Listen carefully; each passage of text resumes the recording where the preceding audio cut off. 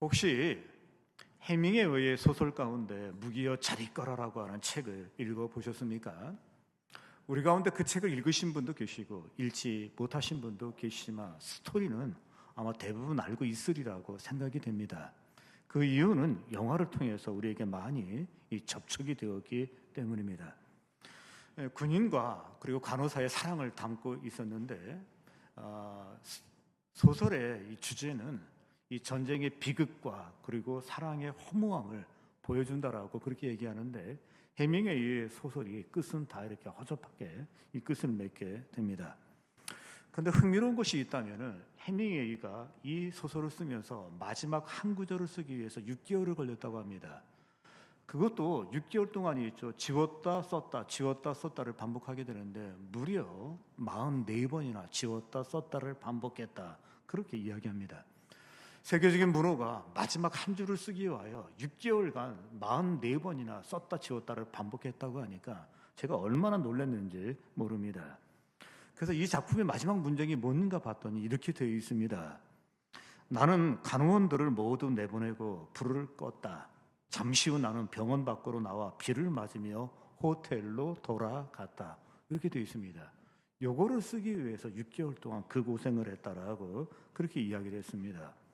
오늘은 이 사사기 강해의 마지막 날입니다.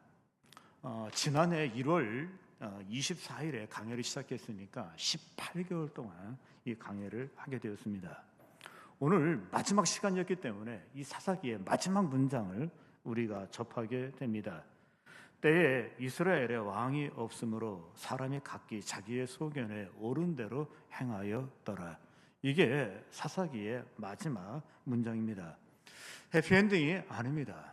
어둡게 끝납니다. 그리고 무겁게 끝났다라고 이야기할 수 있습니다.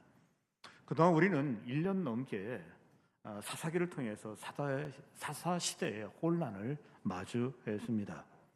자기 소견대로 사는 것이 사사시대의 모습이었는데 그럼에도 불구하고 하나님은 간섭하셨습니다. 그리고 은혜를 주신 것을 볼 수 있습니다. 그럼에도 마지막이 이렇게 끝난 것에 대해서 몹시 아쉽습니다. 여전히 왕이 없었더라. 하나님이 그렇게 간섭을 하셨습니다. 그리고 은혜를 베푸셨습니다. 그럼에도 불구하고 끝은 이것입니다. 여전히 왕이 없었더라. 그렇다면 여전히 왕이 없었다면 그 증거는 어떤 모습으로 나타나나요?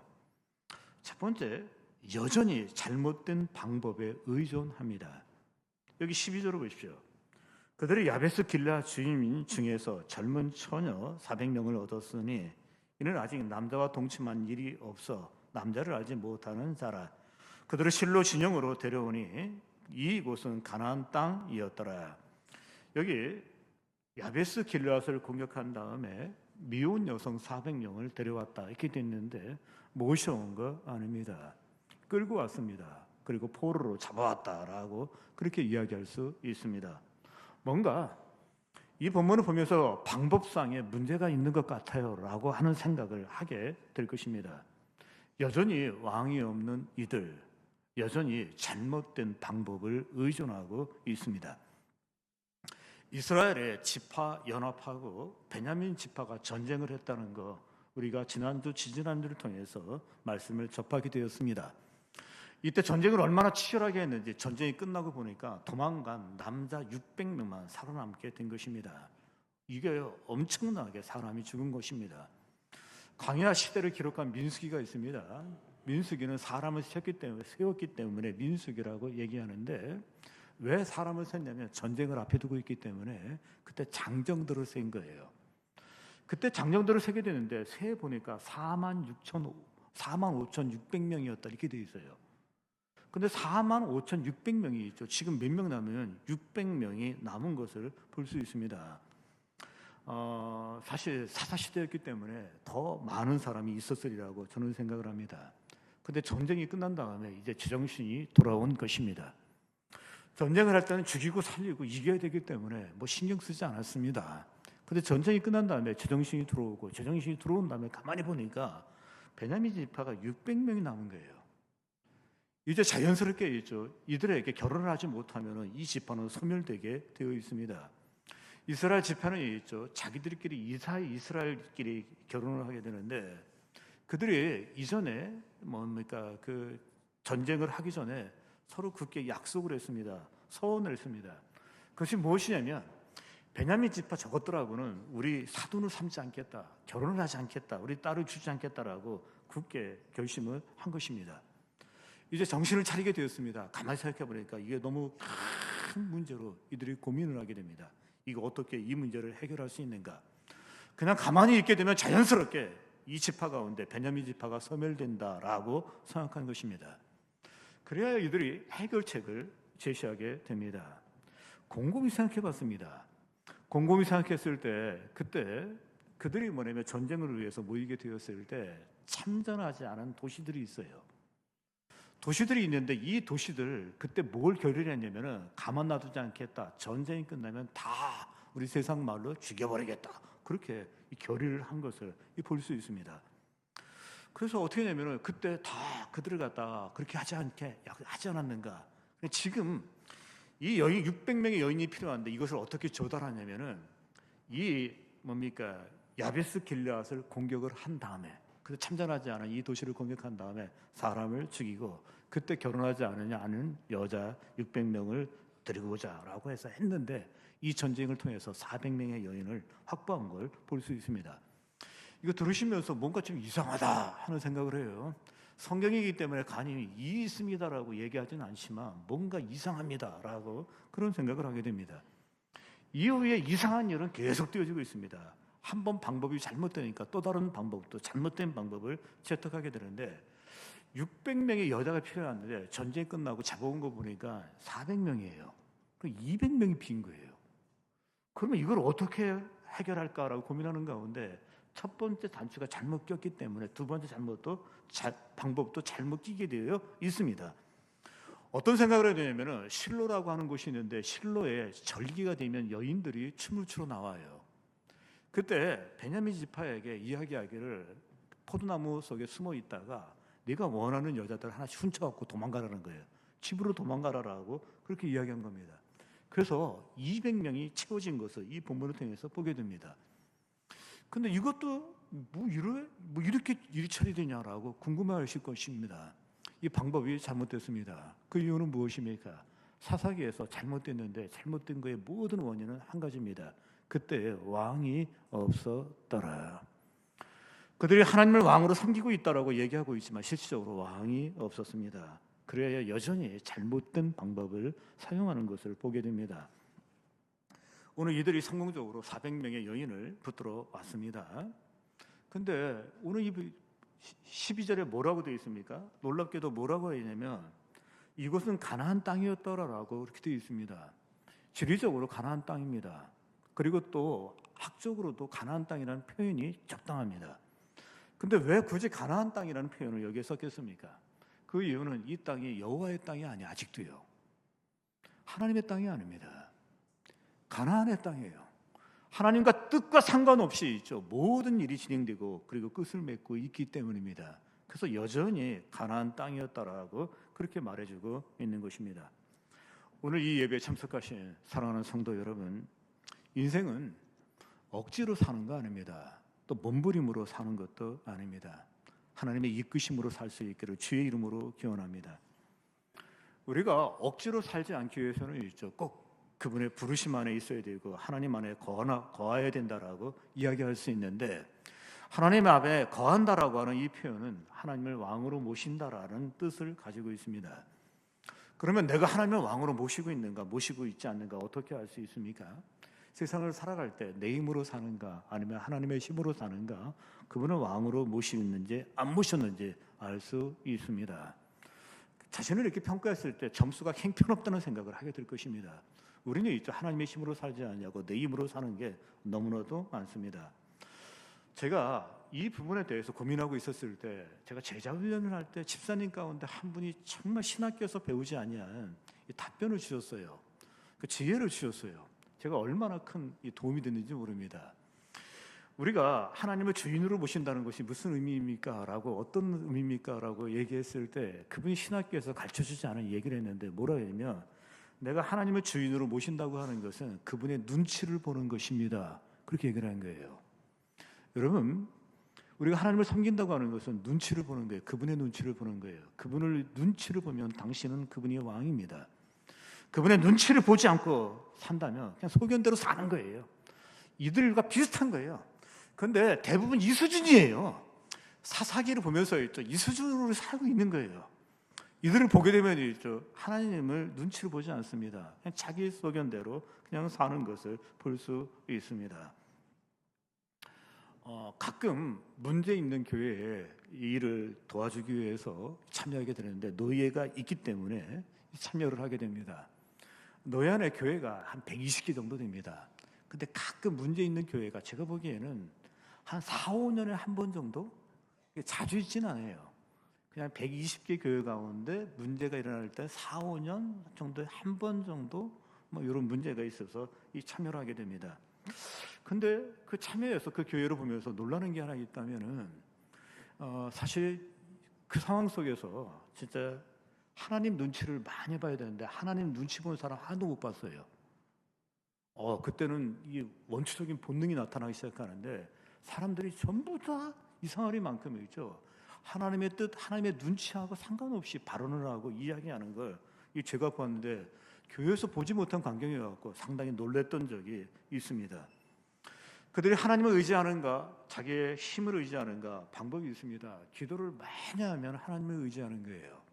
그리고 기도를 하지 않냐고 회의만 하면은 그건 자신의 힘을 의지한다라고 이야기할 수 있는데 정상적인 상황에서는 기도해야 됩니다 했을 때 아멘 그래요. 그리고 기도를 많이 해요. 근데 문제가 있은 다음부터는 기도합시다 그러면 사람들이 그러는 거 있죠. 그리고 회의를 하는데 회의를 진짜 길게 해요. 여러분, 교회는 회의하는 곳이 아니라 기도하는 곳이라고 해서 내 집은 만민이 기도하는 곳이라고 했습니다. 회의는 어디서는 국회에서 많이 하는 거예요. 국회에서 회의를 많이 하고 예배당에서는 만민이 기도하는 집이라고 생각 더 기도를 해야 되는데 놀라운 사실은 있죠. 이게 적용이 되지 않는다는 걸 그때 알게 되었습니다. 목사도 예외는 아닙니다. 목사에게 꼭 전해지는 전설 같은 교훈이 있습니다. 렘브란트라고 하는 목사님이 하신 말씀인데 이건 목사들이 다 알고 있어요. 이렇게 얘기를 했습니다.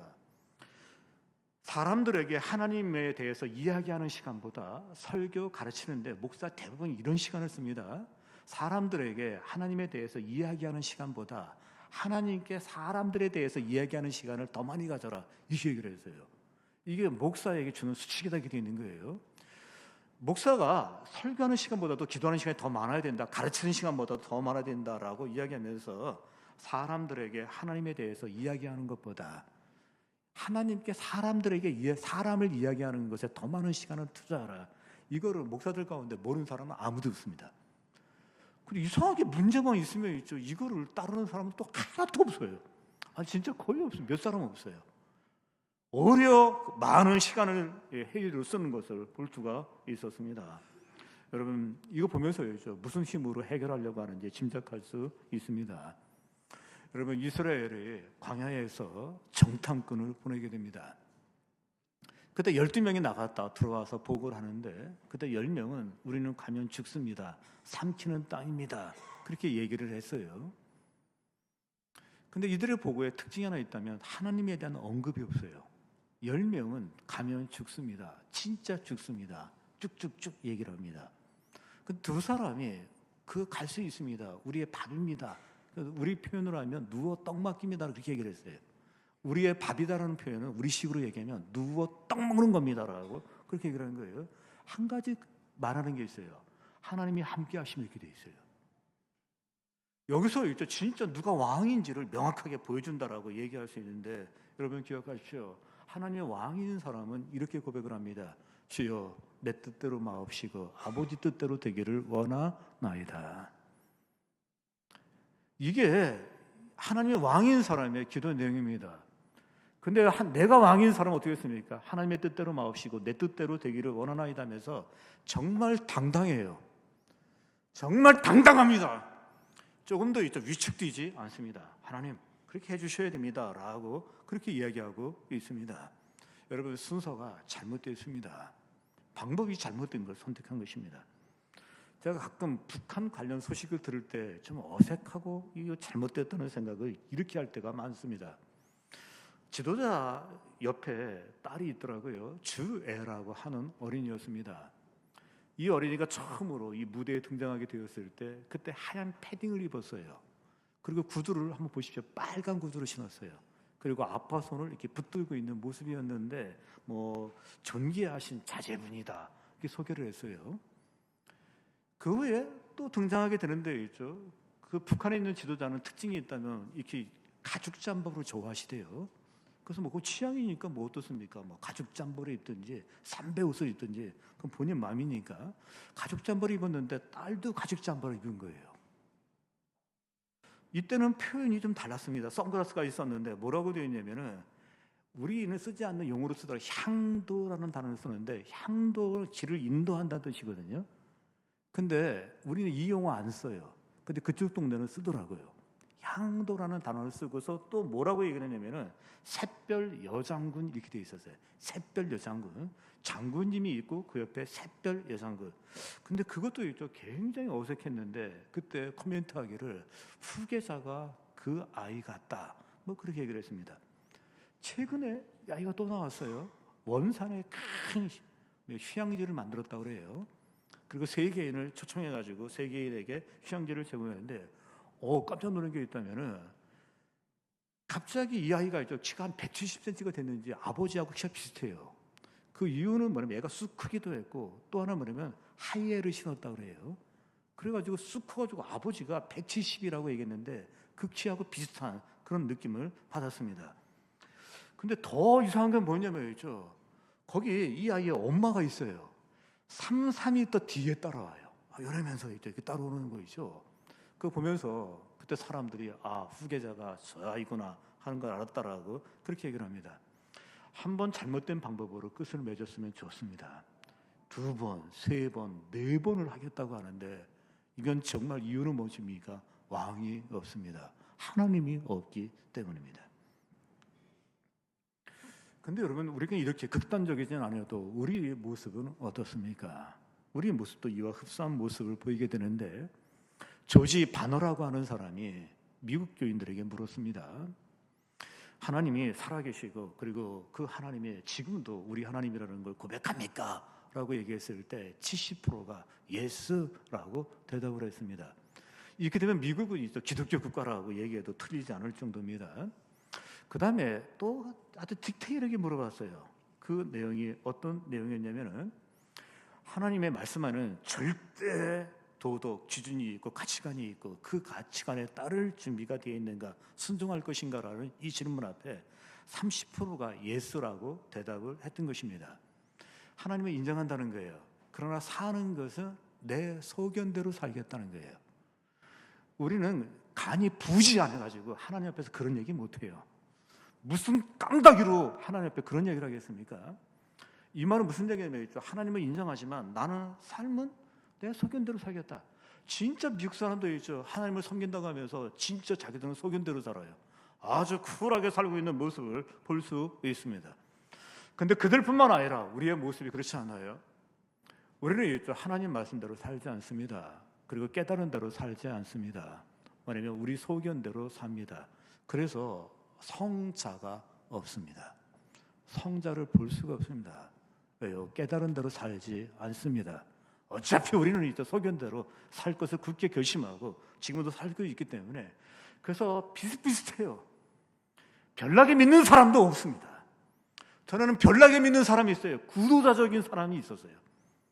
순례자로 사는 사람이 있었어요. 요즘 인생을 순례자로 사는 사람이 있습니까? 우리 그런 사람 없잖아요. 나도 안 사는데 이렇게 얘기하잖아요. 왜 그렇습니까? 그들은 분명히 왕이 있음에도 불구하고 결국에 결론은 소견대로 살 것을 결심했기 때문입니다. 사랑하는 성도 여러분, 우리는 왕 같은 제사장이고 왕 같은 크리스찬이지 왕은 아닙니다. 왕 같은 크리스찬이 되려면 조건이 있습니다. 그분이 왕이 돼야만이 왕 같은 크리스찬이 될 수 있습니다. 저는 성경에서 왕 같은 크리스찬 한 사람을 고르라면 그는 다윗이라고 저는 생각을 합니다. 다윗이 왕이 되었습니다. 정말 잘 나갑니다. 절대 군주입니다. 그리고 힘이 있습니다. 승승장구합니다. 그러니 있죠. 왕으로서의 어떤 통치에 의욕이 있을 뿐만 아니라 영적으로 의욕이 있는 사람이에요. 영적인 의욕이 있습니다. 그래서 성전을 건축하겠다라고 나선 것입니다.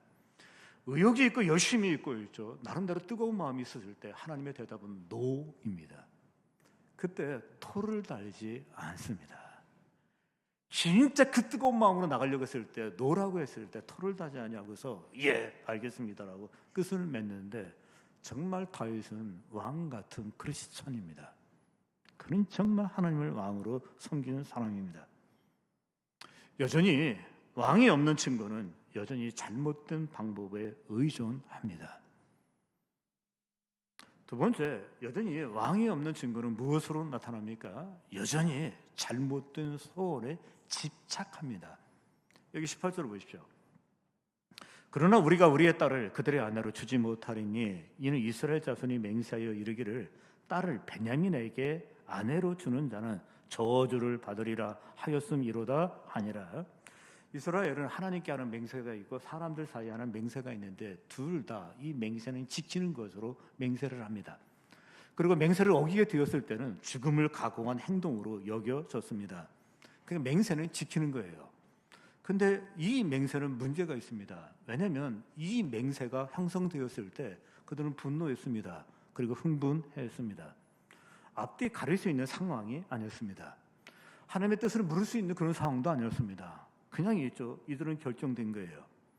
그때 미스바에서 이스라엘 연합군들이 모여서 베냐민과 전쟁을 하게 되는데, 그때 미스바에 모였던 연합군들이 결의한 맹세가 있다는 걸 볼 수 있습니다. 첫 번째는 말씀드린 대로 누구든지 베냐민 지파에게 딸을 주지 않는다는 거예요. 결혼시켜주지 않는다는 거예요. 이거를 굳게 맹세를 했습니다. 요거만 맹세한 게 아니에요. 또 하나를 맹세했습니다. 오늘 이 미스바에 전쟁에 참여한 사람들 빠진 성읍이 있는데 그거 끝난 다음에 내버려두지 않겠다는 거예요. 반드시 보복을 하겠다라고 이들이 굳게 결심을 한 걸, 서약을 한 것을 볼 수 있습니다. 저는 목사로서 있죠. 이런 일들이 벌어진 것에 대해서 충분하진 않아도 약간의 이해를 갖고 있어요. 왠지 아십니까? 전쟁을 앞에 두고 있는 상황에서 단결을 해야 된다는 거, 하여튼 무조건 단결을 해야 된다는 거, 그리고 다 함께 가야 된다는 거, 이게 굉장히 강조되는 그런 시기예요. 근데 이제 전쟁이 끝났습니다. 그리고 이제 모든 게 다 평정되었다라고 얘기할 수 있습니다. 이때는 있죠. 근본적인 서원에 대한 질문이 필요한 시기예요. 이게 맞는 서원이냐는 거예요. 또 하나님이 받으시는 서원이었느냐 하는 것입니다. 이 근본적인 질문을 하지 않고서는 있죠. 하지 않고서 이들은 이 서원을 그대로 지키는 쪽으로 나가게 됩니다. 그게 어떻게 나가느냐면은, 분명히 우리는 베냐민 지파에게 딸을 주지 않겠다라고 결심했습니다. 서약을 했습니다. 서원을 했습니다. 요거로 지켜야 되는데, 여기 이 길라 야베스는 있죠. 그때 서원하는데 안 왔어요. 전쟁할 때. 얘들은 서원을 안 했다는 거예요. 그 서원을 안 했기 때문에 있죠. 딸을 줘도 문제가 되지 않는다라고 하는 것입니다. 또 하나가 있습니다. 분명히 이들을 심판하겠다라고 그때 약속을 했습니다. 서원을 했습니다. 복수를 하겠다라고 서원을 했습니다. 그러니까 이제 여자를 잡아오면서 길라 야베스에 대해서 공격하는 거, 그리고 이 부분에 대해서 정당성을 갖는다라고 그렇게 이야기하면서 서원 이행이라고 그렇게 얘기를 하고 있습니다. 여러분, 다 무엇입니까? 이게 잘못된 서원에 거하고 있는 그 이유는 간단합니다. 그때 왕이 없었기 때문입니다. 우리에게 잘못된 서원 그러면 머리에 스치는 인물이 하나 있습니다. 우리가 잘 알고 있는 입다라고 하는 사람입니다. 이 사람은 암몬과의 전쟁을 앞에 두고 하나님께 서원을 합니다. 그 서원은 내가 전쟁을 승리를 하고 그리고 집으로 돌아가게 됐을 때 나를 첫 번째로 맞이하는 거, 그것을 하나님께 번제로 드리겠다라고 되어 있는데, 번제는 피를 흘려야 돼요. 죽어야 돼요. 두 번째는 어떻게 됩니까? 각을 떠야 돼요. 그리고 불을 질러서 다 하나님께 태우게 되어 있습니다. 근데 우리가 생각해더라도 집에 오랜만에 전쟁이 끝나고 돌아갔을 때 제일 먼저 뛰어나올 사람이 누구겠습니까? 가능성은 강아지도 있을 수 있어요. 기르던 강아지가 주인이 왔다고 막 뛰어나올 수 있습니다. 그러나 이것이 아닐 경우에는 있죠. 이게 분명 가족일 가능성도 많고 종일 가능성도 있고 여러 가지 일들이 있습니다. 어쨌든 간에 이 서원을 하게 되고 전쟁을 승리하게 되고 집에 돌아가게 되었을 때 자기 딸이 제일 먼저 뛰어나온 거예요. 그것도 무남 동료라고 그렇게 되어 있습니다. 이때 입다라고 하는 사람이 있죠. 두 가지 명백한 사실을 지키려고 합니다. 첫 번째는 무엇이겠습니까? 서원은 지켜야 된다는 거. 요거 명확하기 때문에 지키려고 나오고 있습니다. 근데 또 하나 중요한 게 있습니다. 그게 뭐냐면 하나님께서 명하신 건데 절대로 있죠. 사람을 하나님께 제물로 드릴 수가 없어요. 하나님께 제물 드리는 이방 신자들이 있는데 이게 또 한참 뒤에 나타나요. 이때는 이게 있을 수가 없는 것이라고 얘기할 수 있고 이것도 명백히 지켜져야 된다라고 이야기할 수 있습니다. 그러면 여러분이 있죠. 이 부분에 대해서 논쟁도 많습니다. 토론도 많습니다. 여기서 번제로 드린다는 것이 무엇인가? 이것은 독신을 서원한 것이다. 그 아이가 독신으로 평생을 하나님께 드린 것이다. 또 성막에 가서 번제로 드린다고 하는 것은 성막에 가서 봉사를 하는 것을 의미하는 것이다라고 하면서 많은 논쟁이 있는 것을 볼 수 있습니다. 그럼에도 불구하고 분명한 것은 아쉬움이 있는 서원이라고 이야기하고 있습니다. 이 자리에 오신 사랑하는 성도 여러분, 우리가 서원이라고 하는 주제 앞에서 우리는 잘못된 서원을 논할 자격조차도 없습니다. 그게 왠지 아십니까? 우리가 짚고 넘어갈 것이 있다면 우리는 서원이라는 거 해본 게 없어요. 하나님 앞에 맹세한 것도 없어요. 그리고 약속한 것도 없습니다. 그게 왜 그러냐면 하나님의 앞에 맹세하고 서원한 것, 이것은 신앙에 굉장히 어떤 열정이 있을 때입니다. 뿐만 아니라 신앙의 선도가 유지될 때 하는 거예요. 이미 신앙의 노화가 온 사람에게는 안 됩니다. 육신의 노화가 아니라 신앙의 노화가 온 사람, 시기에게서 신앙의 선도가 이루어진 사람에겐 이게 있을 수가 없다라고 그렇게 말할 수 있습니다. 여러분, 입다의 서원을 얘기했을 때 그 입다의 서원을 보면은 즉흥적으로 한 것 같지 않아요. 잘못된 것도 아닙니다. 왜냐하면 그가 암몬의 전쟁을 앞에 두고 성령의 충만함을 경험해요. 그리고 그때 서원을 한 거예요. 여러분, 여기서 서원의 잘못된 서원을 논하기보다도 우리 자신에게 적용할 때 나는 예수 믿으면서 왜 서원을 하지 않는가? 나는 예수 믿으면서 왜 하나님 앞에 맹세를 하지 않는가? 나는 왜 하나님을 섬긴다라고 얘기하면서 약속이 없는가? 한번 곰곰이 한번 좀 생각해 보시기 바랍니다. 왜요? 그 이유가 있습니다. 이미 가벼운 기독교에 익숙해 있어요. 기독교가 굉장히 가볍습니다. 그리고 가벼운 경건에 있죠. 이게 대사로 유지하고 있다라고 얘기할 수 있는데, 여러분 이런 사람 속에서는 하나님 앞에 서원이 없습니다. 약속이 없습니다. 맹세가 없습니다. 왜요? 맹세, 서원, 약속은 굉장히 인격적일 때만 가능한 거예요. 인격적일 때만 가능한 겁니다. 명심하십시오. 하나님과의 약속은 신앙에 큰 유익이 되는 걸 볼 수 있습니다. 먼저 여러분이 있죠. 이 서원은 이 신앙의 자각을 가져오게 됩니다. 막연한 게 아니라 약속을 했다고 하는 것은 지극히 인격적인 관계 속에서 약속을 한 거예요. 그러니까 현존하신 하나님과 생활을 하고 있다, 그렇게 말할 수 있습니다. 현존하는 하나님과 생활을 하는 사람에게 나타나는 건 뭐냐면 신앙의 진지함이 있습니다. 신앙에 진짜 진지합니다. 그런데 현존하는 하나님과의 관계가 없는 사람은 신앙에 진지함이 없습니다. 다만 가벼울 뿐입니다. 그뿐 아니라 신앙에 하나님과 약속이 있는 사람은 방향성이 너무 명확해요. 너무 명확해요. 이런 서원을 합니다. 어떤 분은 하나님, 내가 하루의 첫 시간을 우리 하나님께 드리겠습니다라고 그렇게 서원을 합니다. 하루의 첫 시간을 하나님께 드리기 위해서는 본인이 무척 애를 써야 돼요. 그리고 힘을 써야 된다라고 그렇게 말할 수 있습니다. 여러분 있죠. 방향성이 정해지다 보니까 이것도 굉장히 신앙의 어떤 하나의 방향으로 막 달려가는 것을 볼 수 있습니다. 옛날에 어르신들이 계십니다. 그 어르신들이 있죠. 말씀을 듣고 결단을 하면 하나님께 서원을 해요. 근데 전에는 있죠. 목사님들이 담배 피는 사람하고 술 먹는 사람은 완전히 세상 말입니다. 족쳤어요. 족쳤어. 하도 예배 시간에 그냥 술 먹는 사람, 담배 피우는 사람을 완전히 꽉 잡았어요. 그러니까 한 분이 굉장히 놀란 거예요. 그래서 결심을 했습니다. 잊혀지지 않는 분이었는데 이분이 하나님께 결심하면서 하나님, 내가 담배를 끊겠습니다. 오늘 당장 끊겠습니다. 그리고 굳게 서원을 했습니다. 그리고 하나님께 약속하기를 내가 만약에 끊지 않으면 사람도 아닙니다 라고 굳게 약속을 한 거예요. 약속을 한 다음에 그게 지키기 되게 어려운 거예요. 그 다음날 하나님께 약속을 했습니다. 오늘만 다, 오늘까지는 피고 내일부터 절대로 안 피겠습니다. 사람도 아닙니다 하면서 굳게 결심하는 겁니다. 그래서 있죠, 담배 한 갑을 사가지고 산에 올라갔대요. 이 한 갑을 다 피고 이제 끝을 맺겠다고. 근데 그걸 하나씩 펴야 되는데 못 모르고 그걸 다 하나로 몰아가지고 입에 넣은 다음에 불을 붙였는데 쭉 바는 순간에 담배가 펴지는 게 아니라 불이 확 일어나더래요. 앞에서. 얼마나 놀랐는지죠. 그 다음부터는 있죠, 담배 완전히 끊었다라고 그렇게 얘기하더라고요. 여러분, 제가 말씀드린 건 담배 끊으라 그뿐만 아니라 전부 뭐예요?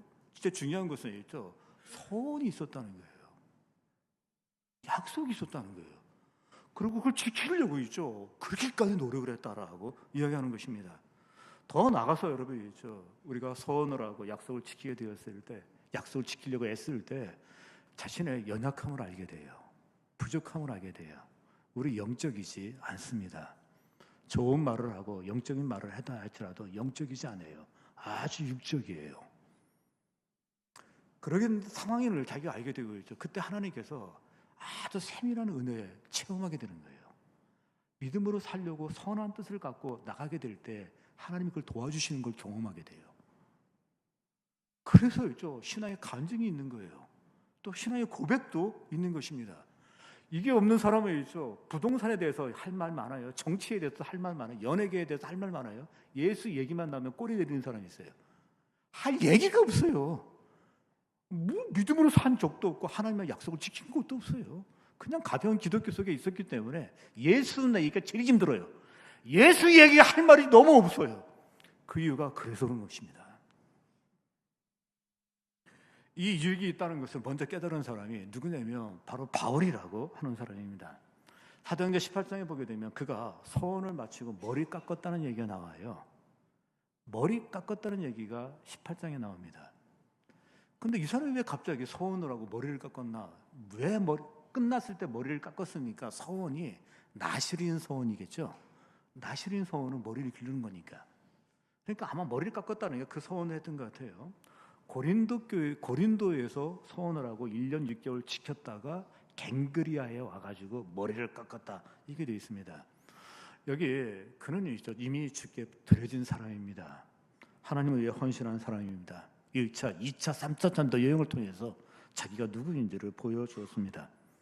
그럼에도 불구하고 서원이 필요 없는 사람이 왜 서원을 했을까? 그리고 이행했을까라고 했을 때 하나님을 위해서가 아니라 자기 영혼을 위해서 한 거예요.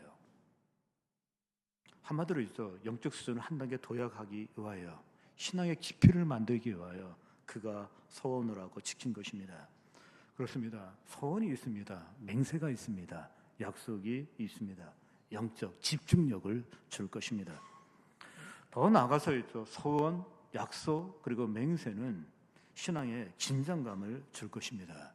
더 나아가서 그로 말미암아 하나님의 신실하심을 체험하게 될 것입니다. 어느 여대생이 있는데 1학년 학생이에요.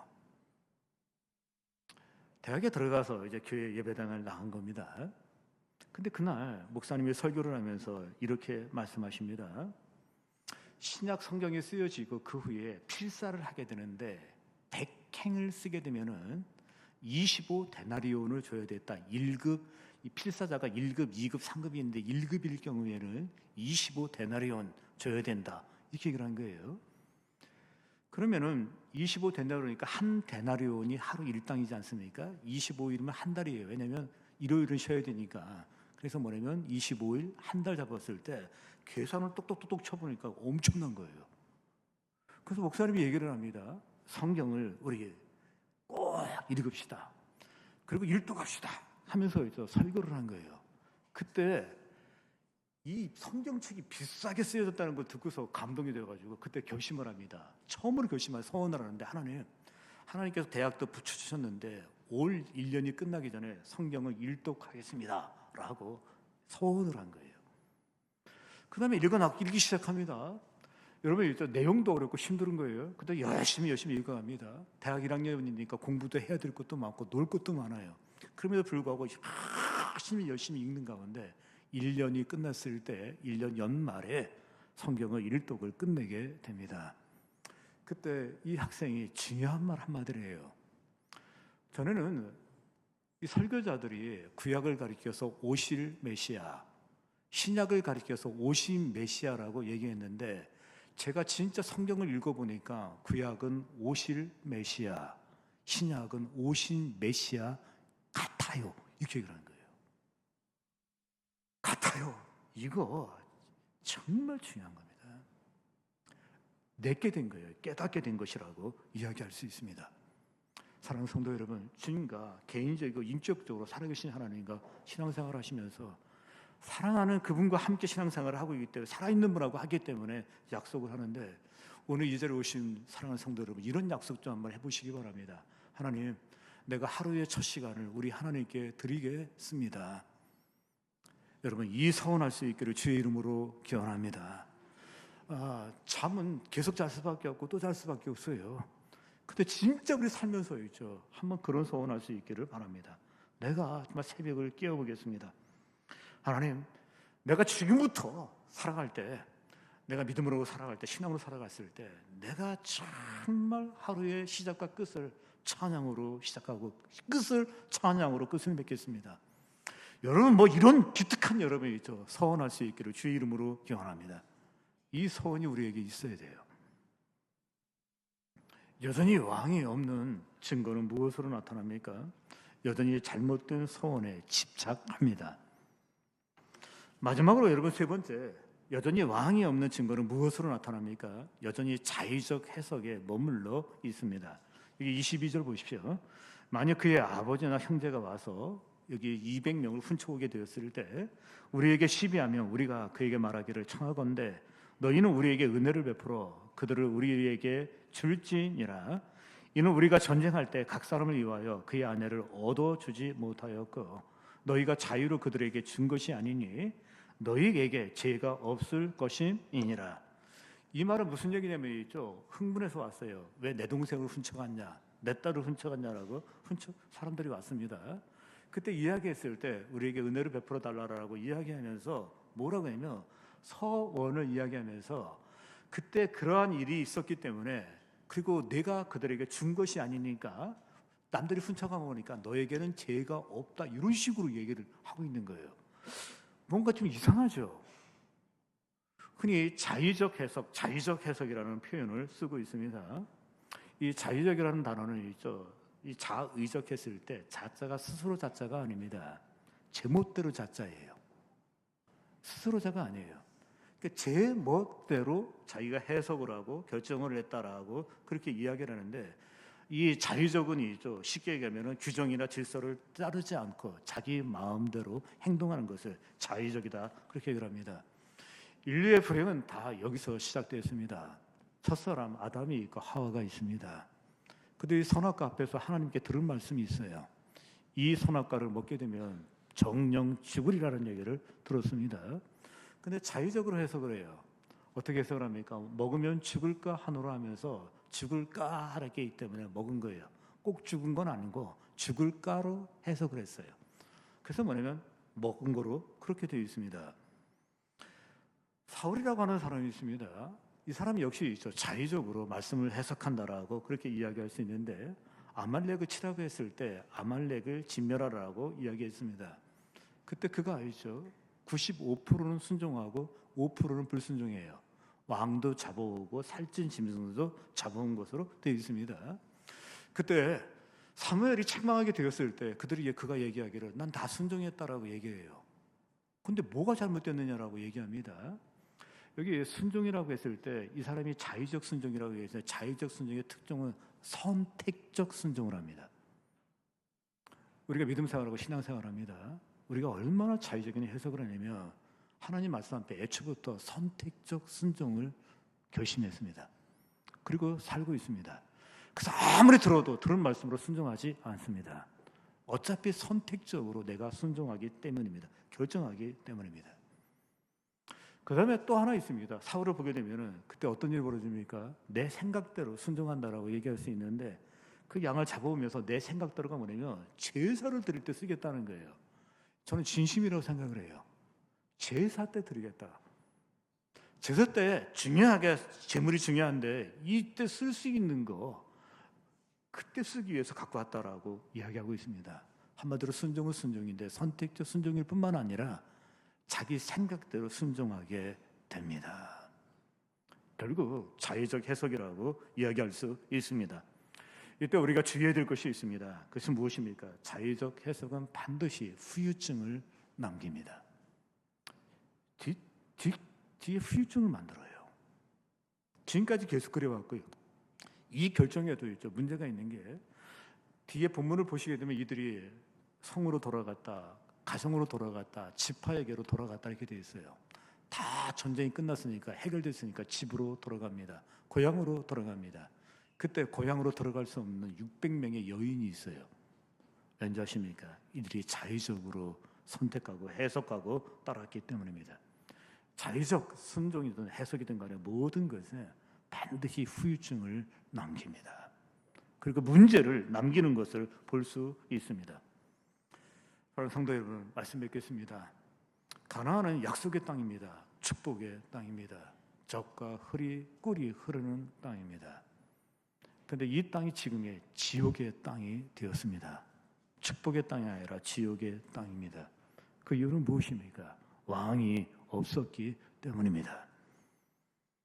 혹시 여러분의 삶이 천국입니까? 아니면 지옥입니까? 혹시 지옥에 살고 있으신 분이 이 자리에 계십니까? 그 이유는 하나입니다. 세상이 지옥 같은 게 아니라 당신에게 왕이 없기 때문입니다.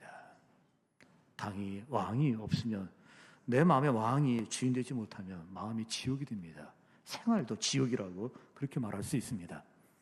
여호수아가 나와 내 집은 오직 여호와만 섬기겠다라고 크게 결심하고 외쳤던 것처럼, 오늘 이 예배에 참석하신 사랑하는 성도 여러분, 나와 내 집은 오직 여호와 그분만 왕으로 섬기겠다라고 크게 결심하고 섬길 수 있는 모든 성도님이 되시길 주의 이름으로 기원합니다. 기도하겠습니다.